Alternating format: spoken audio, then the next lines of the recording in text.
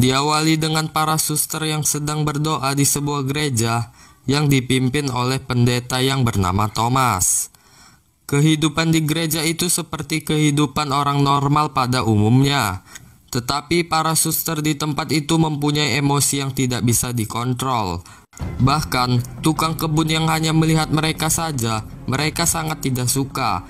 Kata-kata kotor pun keluar dari mulut mereka, sampai-sampai mereka bertiga memukuli tukang kebun yang tidak bersalah itu. Di sisi lain, Pak Thomas ingin keluar kota untuk menjual hasil kain yang dibuat oleh orang-orang di tempat itu dengan menunggangi keledai miliknya. Lalu mereka melihat tukang kebun itu mengadu kepada Pak Thomas bahwa ia dipukuli oleh suster-suster di tempat itu, dan ia juga ingin keluar dari pekerjaan itu. Pak Thomas pun meminta tukang kebun itu untuk bertahan 2 hari lagi sampai ia pulang. Namun tukang kebun itu tetap tidak mau. Scene pun berganti di sebuah kerajaan. Lalu diperlihatkan seorang pelayan yang bernama Maceto dan ratu di kerajaan itu. Ini raja di kerajaan itu yang bernama Lord Bruno. Dan ternyata sang ratu berselingkuh dengan pelayannya sendiri, yaitu Maceto. Pada malam itu saat Maceto dan sang ratu ingin mantap-mantap, tiba-tiba Lord Bruno datang. Sontak Maceto pun kabur dari kamar itu. Namun Lord Bruno mengejarnya sampai ke sebuah kamar pelayan. Karena Lord Bruno tidak sempat melihat wajahnya, ia pun mengecek dada mereka satu persatu. Saat ia memegang dada Maceto, dadanya berdetak cukup kencang. Lord Bruno pun mencurigainya. Lalu ia memotong rambut Maceto sebagai tanda bahwa Maceto lah yang bergenjotan dengan sang ratu. Tetapi Maceto cukup pintar. Ia juga memotong semua rambut teman-temannya agar Lord Bruno tidak bisa menandainya. Keesokan paginya mereka sangat heran melihat rambut mereka yang sudah dipotong oleh Maceto. Dan lucunya lagi, mereka semua berpikir bahwa rambut mereka telah dipotong oleh iblis jahat saat malam hari. Dan saat Lord Bruno datang, ia pun tidak bisa membedakan rambut siapa yang ia potong tadi malam, sehingga Maceto pun terlepas dari kecurigaan Lord Bruno. Kemudian saat selesai makan siang, sang ratu datang untuk mengajak mantap-mantap dengan Maceto. Ia pun langsung menarik Maceto dan memaksanya melakukan di tempat itu juga. Namun sayangnya Lord Bruno sudah memantau Maceto dari kejauhan.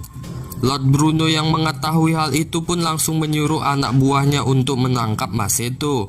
Ia pun berlari sampai ke hutan untuk melarikan diri.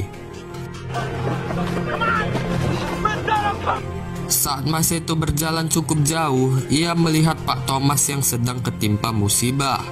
Ternyata kain-kain yang ia bawa dari gereja semuanya hanyut ke sungai.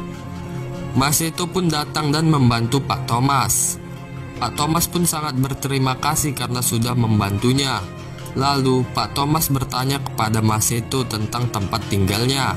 Maceto pun menjawab kalau ia tidak mempunyai tempat tinggal. Kemudian Pak Thomas membawa Maceto ke gereja di mana ia tinggal. Di sini Pak Thomas menyuruh Maceto untuk berpura-pura bisu dan tuli agar para suster-suster di tempat itu tidak mengganggunya. Karena tukang kebun sebelumnya sudah tidak kerja lagi, kini Maceto menggantikan posisi itu sebagai tukang kebun. Saat Maceto sedang bersih-bersih, ia tak sengaja tersenyum kepada 2 orang suster di tempat itu. Alhasil, suster yang bernama Alexandra pun emosi melihat hal itu. Ia pun mengacungkan sebuah kapak ke leher Maceto. Suster yang bernama Fernanda pun panik dan mencoba untuk menghentikan Alexandra. Tak lama kemudian Mama Lauren pun datang dan menjelaskan semuanya tentang Maceto kepada mereka, bahwa Maceto telah menjadi tukang kebun di tempat itu. Kemudian saat Maceto sedang ingin istirahat, tiba-tiba Fernanda masuk dan meminta Maceto untuk membetuli alat jahit miliknya. Bicara kepada Maceto, namun Maceto yang pura-pura tuli dan bisu pun hanya diam saja karena ia tidak mau identitasnya sampai terbongkar. Malam pun tiba. Di sini Maceto menceritakan kesehariannya di tempat itu kepada Pak Thomas. Maseto pun mengatakan kalau ia sangat senang dan bersyukur bisa tinggal di tempat ini. Pak Thomas pun mengatakan supaya Maseto menjauhi para suster di tempat itu, karena para suster itu mempunyai emosional yang tidak bisa dikendalikan. Di sisi lain, para suster itu ternyata mencuri minuman anggur milik Pak Thomas. Mereka pun berpesta di kamar mereka. Tetapi saat mereka ingin mengajak Ginevra, ia menolaknya. Dan setelah mereka membujuknya, akhirnya ia pun mau meminum anggur itu. Lalu ada wanita yang bernama Martha. Martha ini bukan seorang suster. Ia temannya Alexandra yang datang dari luar kota. Martha pun bertanya kepada Ginevra, "Apakah kau pernah disentuh pria?" Dan faktanya, semua suster yang ada di tempat itu tidak pernah disentuh oleh pria manapun. Martha pun menceritakan kepada mereka semua betapa enaknya saat disentuh para pria. Lalu, saat Fernanda tertidur, mereka mencoba melepaskan pakaian Ginevra. Di sini, Alexandra dan Ginevra pun mantap-mantap seperti pasangan lesbi pada umumnya. Keesokannya saat Maseto sedang berkebun, Fernanda datang menghampirinya. Di sini Fernanda pun mulai menyukai Maseto, dan herannya Fernanda tiba-tiba mencium Maseto. Maseto yang terlanjur nafsu pun langsung melanjutkannya dan memberikan sedikit benih-benih kehidupan ke tubuh Fernanda. Namun tak lama lonceng pun berbunyi. Mau tak mau Fernanda pun harus kembali ke dalam gereja. Tak lama setelah itu, Alexandra dan temannya Martha membuat sebuah rencana, yang dimana mereka membuat sebuah ramuan agar diri mereka terlihat cantik. Namun, Ginevra mengetahui rencana mereka. Singkat cerita, mereka berdua pun menemui Maseto. Alexandra langsung mengancamnya agar Maseto mau diajak mantap-mantap. Mereka pun melancarkan aksinya di tempat itu. Dan sialnya, mereka langsung meninggalkan Maseto yang bibit benihnya sudah sedikit lagi mau keluar. Keesokannya, saat gereja itu kedatangan tamu, Maseto menemui Fernanda dengan cara melewati jendela. Tanpa basa-basi, mereka pun langsung bergenjotan di tempat itu. Namun tiba-tiba seorang wanita tua datang di kamar itu. Namun wanita tua itu tidak tahu kalau ada orang di sebelahnya. Saat Maseto mengetahui ada seseorang di sebelahnya, sontak Maseto pun terkejut dan mengeluarkan satu kata dari mulutnya. Fernanda pun heran dengan Maseto yang bisa berbicara. Kemudian Maseto pun langsung keluar dari tempat itu.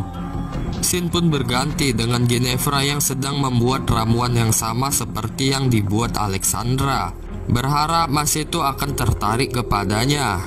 Di sisi lain, Fernanda yang mengetahui Maseto yang bisa berbicara pun meminta penjelasan kepadanya. Tetapi tiba-tiba seseorang datang. Mau tak mau Fernanda pun harus mengumpat agar keberadaannya tidak diketahui. Dan Maseto pun berpura-pura untuk tidur, dan ternyata yang datang ke tempat itu adalah Ginevra. Ginevra langsung meraba-raba dada Maseto yang sedang berpura-pura tidur.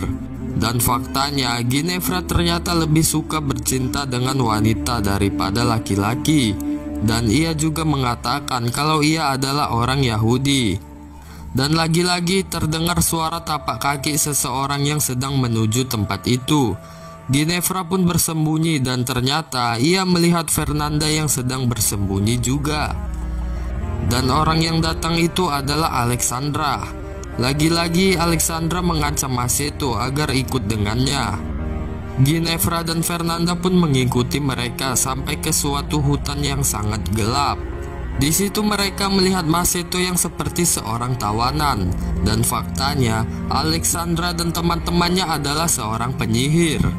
Mereka menculik Maseto untuk dijadikan tumbal untuk ritual mereka. Tetapi tiba-tiba Ginevra berlari ke arah ritual itu dan mengacaukan semuanya. Dan keesokannya semua jati diri mereka pun terbongkar. Alhasil mereka harus mengakui semua kejahatan mereka di hadapan Pastor Bishop. Satu persatu mereka pun mengakui kesalahan mereka semua. Namun sayangnya Pastor Bishop mencabut kependetaan Pak Thomas. sehingga Pak Thomas memutuskan untuk menjadi biksu di San Biago. Di sisi lain, prajurit Lord Bruno telah mengetahui keberadaan Maceto dan menangkapnya. Maceto yang sudah dikurung pun hanya pasrah untuk dihukum mati oleh Lord Bruno. Dan singkat cerita, pada saat para penjaga sudah tidak ada, tiba-tiba Ginevra datang.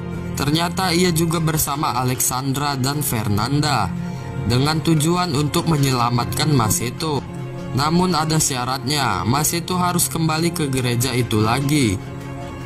Maceto pun langsung menyetujuinya dan mereka pun berhasil keluar dengan rasa bahagia.